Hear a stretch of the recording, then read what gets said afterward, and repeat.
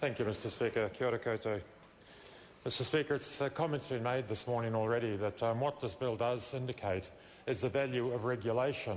And there was reference made to the fact that this industry, this financial advice sector, was one that was clearly under-regulated. And unfortunately, we can't rely on the goodwill or integrity of some of those, a minority of those within the industry, and it is necessary to apply some regulation. The market, left to its own devices, clearly will not protect the well-being, will not serve the interests of all players in that market. It never has, and clearly a completely unregulated market never will. And there's simply too much at stake here.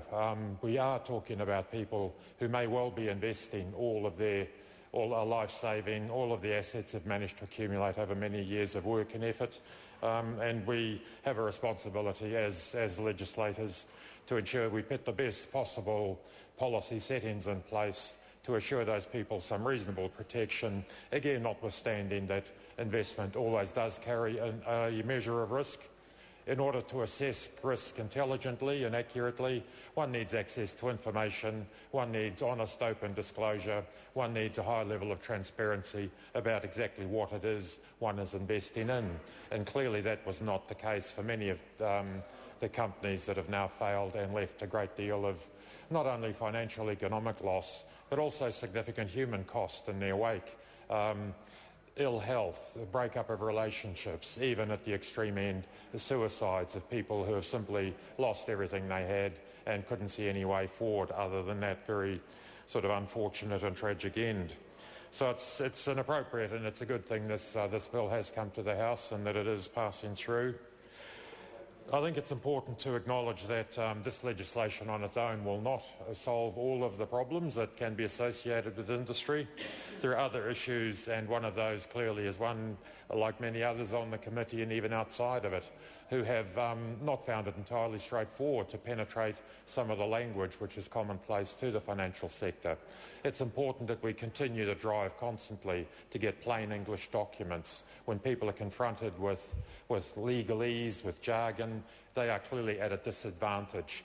The mention this morning an asymmetry of information, of understanding, of knowledge, and clear plain English documents would be a significant step towards ensuring that people are well informed and that they can make reasonable assessments of the risk of the investment that they're proposing to make. There was some significant discussion through the Select Committee process about the value or the integrity of self-certification programs. And I think it's certainly there is a place for that people who might otherwise be in some grey area, not clear whether or not they could be reasonably expected to take care of themselves in this place.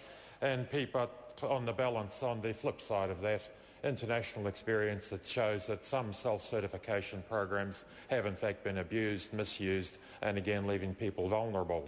And I think the resolution of that debate, which was to put a significant onus of responsibility on whoever accepts a statement of certification. If I make a claim that I'm able to look after myself, then the person accepting that claim needs to have reasonable cause and to make a fair and reasoned judgment that in fact I am in that position. And I think that was one of a good example of a negotiated outcome to some of what could have been sticking points within this quite substantive and complex piece of legislation. It's interesting to see that just a day or so ago, Mark Weldon, the chair of NZX, has made a call for local initiative, local institutions, local policies indeed, that will reduce this country's reliance on foreign capital. And indeed, by putting this bill in place to giving people more confidence that they will receive fair and honest and open advice is one step towards, albeit a small step, towards us becoming somewhat more self-sufficient in capital, giving people confidence to invest their money, their hard-earned money, which, as I mentioned earlier, will also have a positive spin-off in potentially making more capital available to business people, to innovators who actually want to build and develop a local industry in whatever the context might be. I think there's more work to be done around financial investment more generally.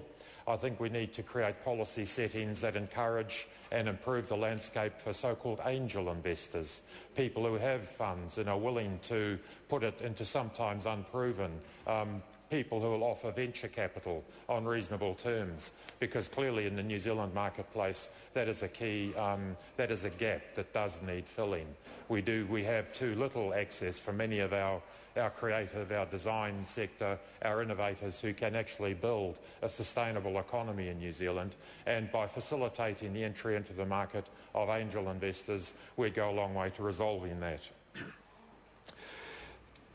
We believe clearly in the Greens that there's a significant opening to make place to create policy settings for ethical investment companies, the likes of Prometheus, probably the best known in New Zealand, companies who will undertake to their investors that they will only invest in products and services which are deemed ethical, that will exempt obvious things like tobacco, arms, various forms of nuclear energy, but companies who will actively pursue ethical, sustainable investment. And by evening the playing field a bit, which we have done with this bill, I think the next steps might be going towards facilitating the growth and expansion of that ethical investment community. And I think the government investing more, putting some of its own funds into these programs and actively pursuing and supporting these programs would send a very good signal to the market that this is actually the way forward. Investing in ethical companies, investing in sustainable development, investing in local industry innovation initiative is definitely the way forward for this country and its economy, and indeed the people living within it. So finally, sir, I'd simply reiterate what's been said, that this has been, I think, a very positive process, negotiating a good outcome for this bill, despite some initial differences based on ideology or experience, whatever it might be. It has been a very positive project, and it has taken us a step closer to assuring New Zealand investors that they can have a degree of confidence and safety in their investment. Kia ora koutou. Jonathan.